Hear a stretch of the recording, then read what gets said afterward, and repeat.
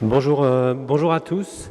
Tout d'abord, je voudrais remercier nos amis espagnols qui ont réussi à relever le défi d'organiser cette COP en moins de 24 jours.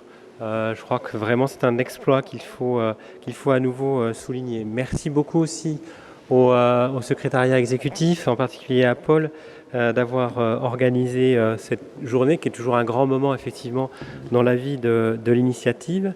Merci beaucoup Monsieur le Président d'animer avec autant d'enthousiasme cette journée. Et merci aussi à tous ceux qui soutiennent depuis le départ cette initiative. Je vais citer notamment l'Espagne, puisque l'Espagne met à disposition effectivement une scientifique de renom donc, au sein du secrétariat exécutif de l'initiative. Je vais citer évidemment l'Allemagne également.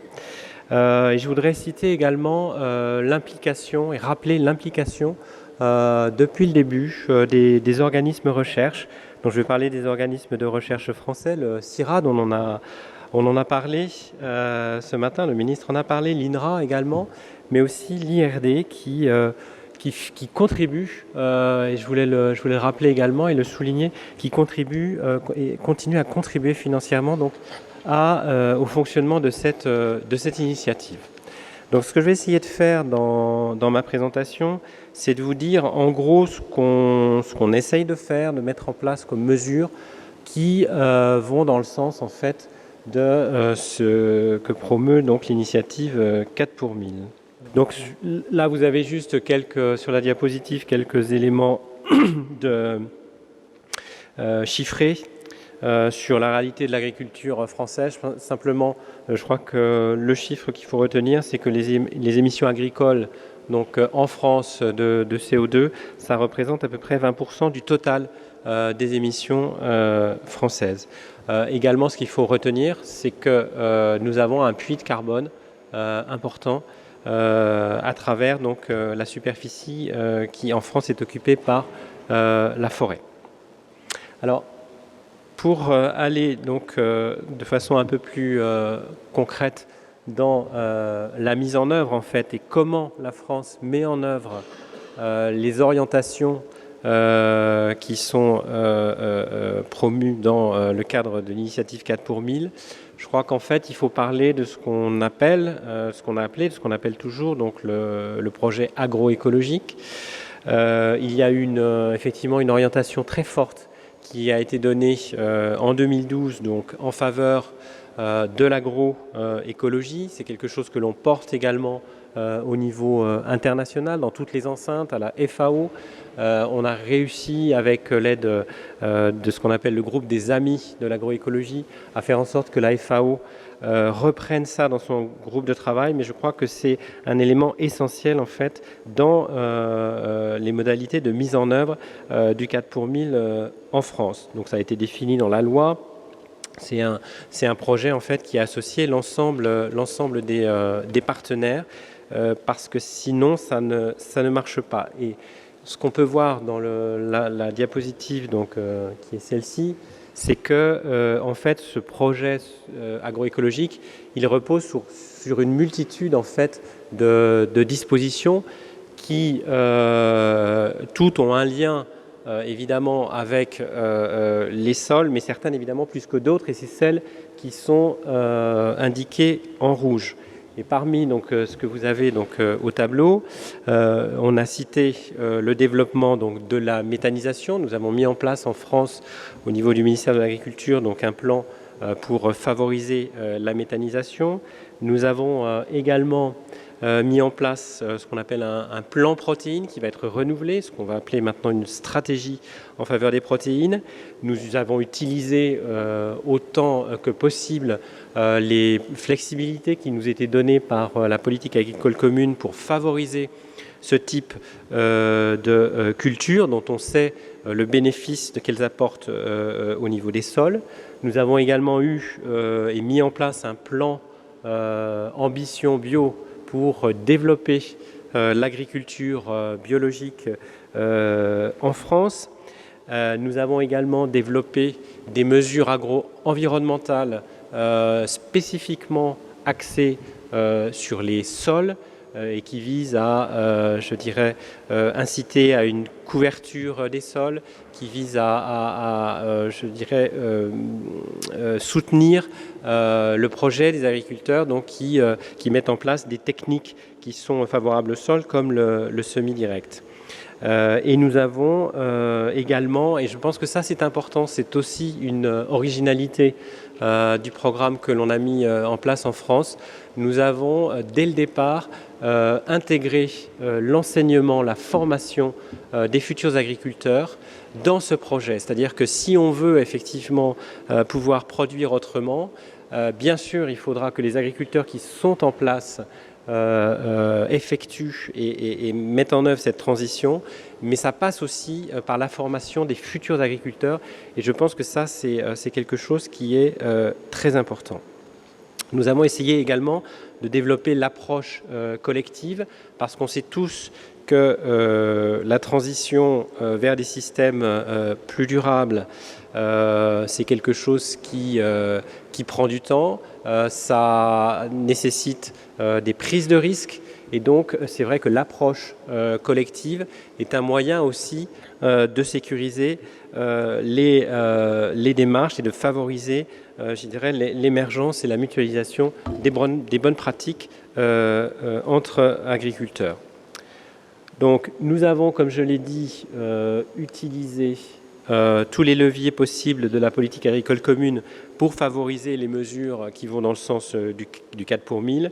J'ai parlé de la mesure agro-environnementale sur les sols, l'aide à la conversion en agriculture biologique, et je pense qu'il ne faut pas oublier non plus tout le socle de règles communes, donc qui sont fixées à travers de ce qu'on appelle la conditionnalité dans la politique agricole commune, qui ont une action de base et qui est diffusée dans l'ensemble des territoires de l'Union européenne pour, je dirais, garantir un niveau minimum en matière de protection de l'environnement. Alors les résultats sont plutôt encourageants. On estime qu'en 2019, il y a à peu près 10% des agriculteurs qui sont engagés en fait, dans une démarche agroécologique. Plus de 500 groupes, ce qu'on appelle les groupements d'intérêt économique et écologique, les GI2E, donc, qui rassemblent plus de 8000 agriculteurs donc, au sein de plus de 500 groupes. Donc ça, je pense que c'est important. Il y a eu une prise, je dirais, de conscience collective. On a réussi aussi à développer la production de cultures protéiques. Et notre objectif, c'est d'aller sur 500 000 hectares donc, en 2022. Et nous avons aussi, je dirais, constaté un développement de l'agriculture biologique, puisque nous sommes partis de 3,8% des surfaces en agriculture biologique en 2013. Et nous sommes maintenant, alors là vous avez le chiffre de 2017, mais le chiffre de 2018 n'est plus de 6,5%, mais bien de 7,5%. Donc c'est pas suffisant, vous verrez tout à l'heure que pour l'avenir on souhaite faire davantage, mais c'est déjà un résultat, je pense, significatif.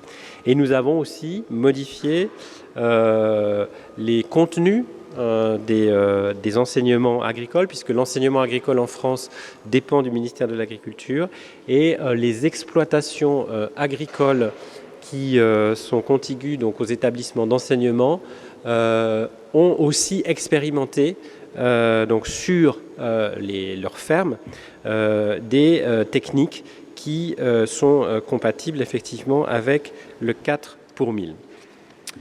Alors, qu'est-ce qu'on en tire comme enseignement ? Premier point, c'est qu'effectivement, il faut que ça reste volontaire pour les agriculteurs, parce que sinon, ça ne marche pas. Deuxième enseignement, c'est qu'il faut communiquer très largement sur ce qui se fait, sur les résultats, sur les succès, mais aussi sur les échecs.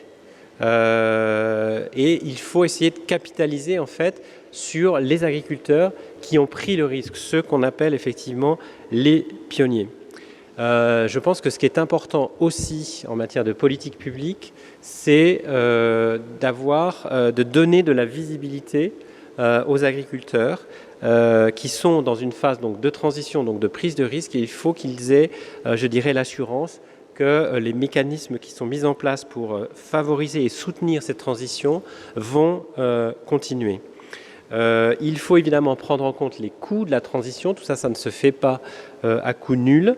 Et il faut aussi prendre en compte une dimension, je dirais, autre que financière, parce qu'on sait qu'il y a des pratiques agricoles qui sont compatibles avec 4 pour 1000, qui sont plus avantageuses économiquement en termes de rentabilité pour les agriculteurs, mais pour lesquelles les agriculteurs n'ont pas encore franchi le pas. Donc c'est quelque chose qu'il faut prendre en compte, et donc il faut vraiment faire beaucoup de pédagogie, et de pédagogie aussi au sein des agriculteurs. Je sais qu'il y a un intervenant argentin qui va intervenir après moi. Moi, ce qui m'avait frappé effectivement en Argentine, c'est qu'il y avait beaucoup de groupes d'agriculteurs qui travaillaient avec la recherche appliquée, le conseil, et je pense que c'est comme ça aussi qu'on arrive à, je dirais, passer à une autre échelle, comme c'est le titre de la journée d'aujourd'hui. Après, donc, il y a la question de savoir si le marché peut rémunérer effectivement ces pratiques. Là, par contre, c'est un sujet qui est plus compliqué. Et il faut faire attention à ce que, effectivement, dès l'instant où il y a une demande de la société très forte, il faut faire attention à ce que les labels ou les étiquetages qui sont mis en place par la sphère privée soient pertinents et soient fondés sur des critères en fait, qui soient pertinents au regard de la séquestration du carbone. Alors, parmi les autres initiatives, ça a été dit ce matin par le ministre, mais je voudrais le rappeler, il y a des initiatives au niveau des agriculteurs, et en particulier dans le domaine de l'élevage, donc à la fois dans le secteur laitier et dans le secteur de la viande bovine. Donc sur le secteur laitier, c'est ce qu'on appelle la ferme laitière bas carbone, donc ça concerne à peu près 9300 exploitations agricoles, et il y a l'initiative aussi concernant la viande bovine, le beef carbone, qui concerne 2000 élevages en France, mais qui présente l'intérêt de regrouper plusieurs pays, donc aux côtés de la France, donc l'Irlande, l'Italie, l'Espagne, et ça c'est une initiative effectivement qui vient des agriculteurs, donc il faut souligner. Alors je vais terminer par un point d'actualité qui a été évoqué déjà, pour dire qu'effectivement notre institut de recherche, donc l'INRA, a mené en France une étude particulièrement intéressante pour mieux connaître en fait le potentiel de séquestration du carbone dans les sols. Alors évidemment, ça a été mené en France, mais surtout ce que je pense qu'il faut absolument retenir, c'est que la méthode qui a été utilisée a permis, alors je ne sais pas si c'est la première fois, mais en tout cas a permis vraiment de mettre en évidence l'intérêt respectif des différentes pratiques agricoles au regard de la séquestration du carbone. Et ça, je pense que ça, c'est quelque chose dont il faut, cette méthodologie-là, il va falloir que l'INRA la partage.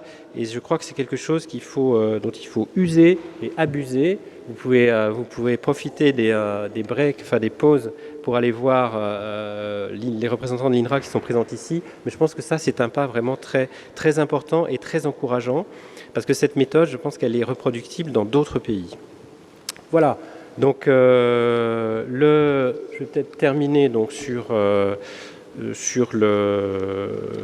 cette intervention en disant que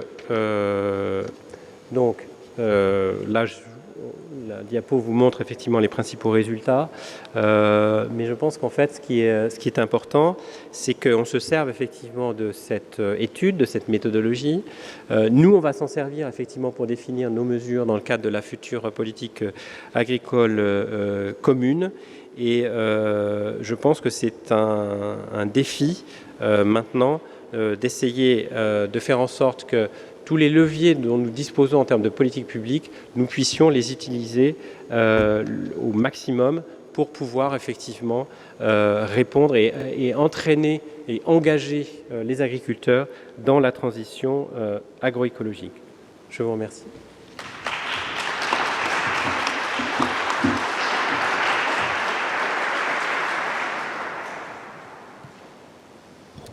Yeah, thank you very much, Frederick, for that insight into the situation in France. But I think France is here just an example, and similar in other countries as well. And if you try to make a climate manager out of a farmer who is used to food production, well, I mentioned it also, it's very often costly, and the farmer needs some kind of refund. On the European level, we will discuss that together with the CAP next year, how to deal with that. But let's see what happens also in other countries of the world.